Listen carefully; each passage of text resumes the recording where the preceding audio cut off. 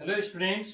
आज की क्लास में हम क्लास 9 एनसीईआरटी बुक का एक्सरसाइज 2.3 सॉल्व करेंगे। तो स्टूडेंट्स, इसके पहले वीडियो में हम आपको क्वेश्चन नंबर 1, 2 और 3 सॉल्व करके बता चुके हैं। आज हम इसी एक्सरसाइज का क्वेश्चन नंबर 4 और 5 सॉल्व करेंगे। तो स्टूडेंट्स, एक्सरसाइज 2.3 का 4 नंबर क्वेश्चन है फैक्टराइज। फैक्टराइज करना है क्वेश्चन नंबर 1 को। हमारे पास क्वेश्चन है 12x स्क्वायर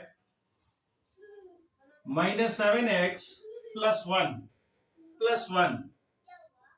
तो स्टूडेंट, जैसा कि हम जानते हैं कि इसको फैक्टराइज करने के लिए हम लोग मिडिल टर्म को स्प्लिट करते हैं।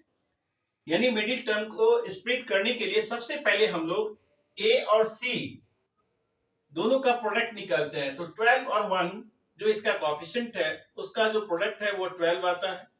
तो 12 का फैक्टर आप फाइंड आउट कीजिए। तो स्टूडेंट्स, 12 का जो फैक्टर होता है वो होता है 1, 2, 3, 4, 6 और 12। इसी फैक्टर में से दो फैक्टर ऐसा लेना है जिसका सम और डिफरेंस मिडिल टर्म के बराबर हो और इसका जो प्रोडक्ट है वह एसी के बराबर होना चाहिए। तो स्टूडेंट्स, यहाँ 12 है। अगर हम इसको 4 और 3 इसके फैक्टर को लेते हैं तो -4 -3 -7 हो जाता है।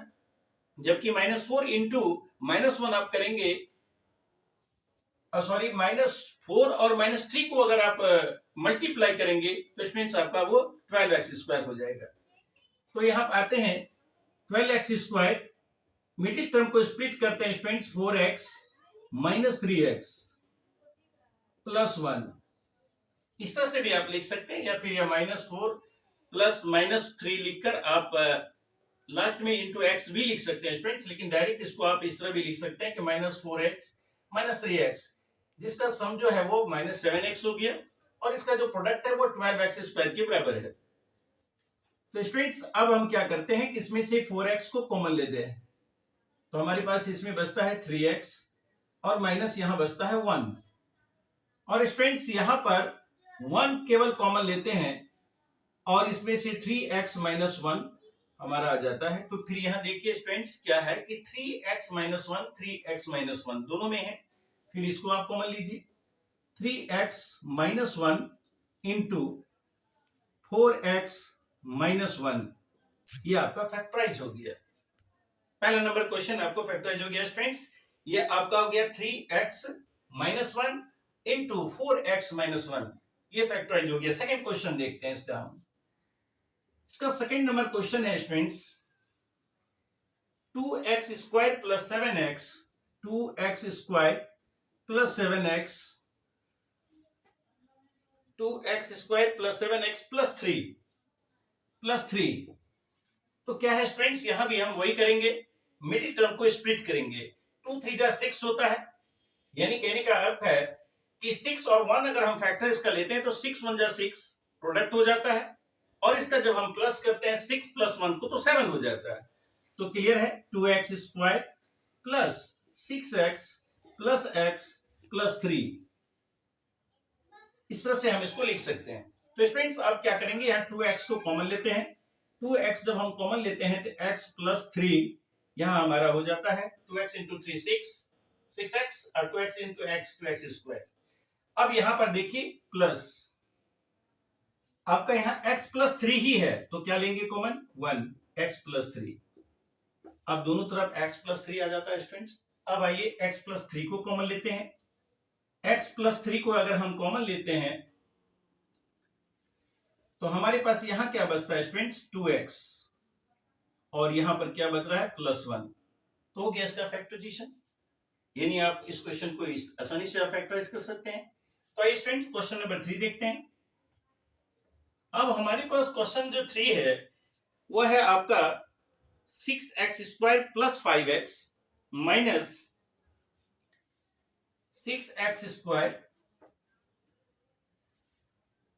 Plus 5x minus 6। अब आइए स्टूडेंट्स, यहां पर देखिए क्या है। अब हमारा a और c का जो प्रोडक्ट है यहाँ ध्यान दीजिएगा ए और सी का जो प्रोडक्ट आप निकालेंगे तो -36 होगा। तो स्टूडेंट्स एक चीज ध्यान देने वाली बात है इसमें कि अगर आपका फैक्टर्स में प्रोडक्ट अगर प्लस में आता है, अगर एसी का प्रोडक्ट अगर प्लस में आता है तो निश्चित रूप से जो मिडिल टर्म जो आप स्प्लिट करेंगे फैक्टर्स को, या तो दोनों माइनस में होगा या दोनों प्लस में होगा, तभी हम उसका प्रोडक्ट प्लस में आ सकता है हमारा। और अगर माइनस में आता है तो निश्चित रूप से उसमें एक फैक्टर प्लस और दूसरा फैक्टर माइनस में आएगा। तो क्लियर स्टूडेंट्स, यहां पर अगर हम करते हैं 6 6 36, हमारा जो प्रोडक्ट है वो 36 है, और 36 का जब हम फैक्टर्स को लेंगे तो ये माइनस में -36 है, निश्चित रूप से एक प्लस और दूसरा माइनस आएगा, तो हमारे पास 5x है। तो क्लियर है कि स्टूडेंट्स इसको हम लिखेंगे 6x² + 9x - 4x - 6। तो क्लियर है स्टूडेंट, देखिए 9x में अगर आप 4x माइनस करते हैं तो आपके पास 5x आएगा, और अगर इसको मल्टीप्लाई करते हैं तो 9 4 36 प्लस माइनस माइनस तो -36 हो जाता है आपका प्रोडक्ट।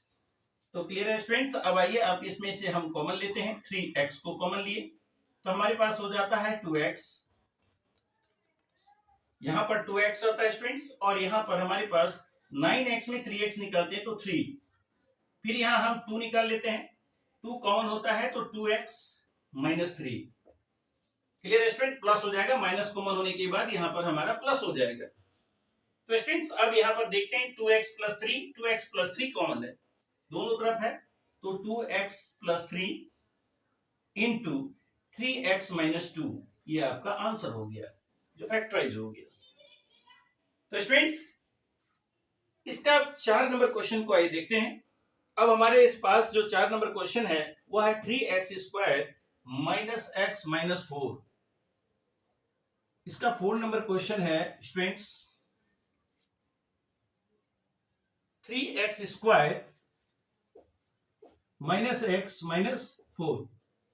तो क्लियर है स्टूडेंट्स, यहां भी हमारे पास जो प्रोडक्ट है वह प्रोडक्ट है 3 4 12।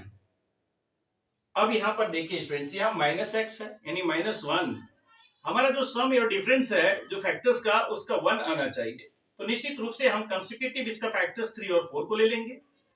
अगर हम यहां पर ले लेते हैं 3x² - 4x + x - 4, तो स्टूडेंट्स इसका जो प्रोडक्ट है वो 12 नहीं आएगा।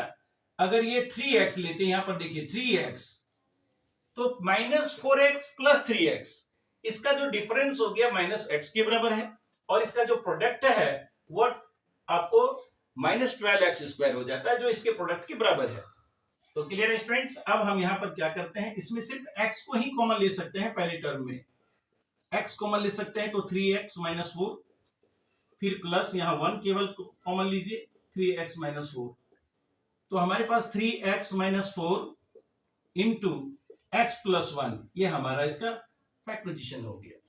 क्लियर स्टूडेंट्स, इस तरह से आपका ये क्वेश्चन नंबर 4 क्लियर हो गया।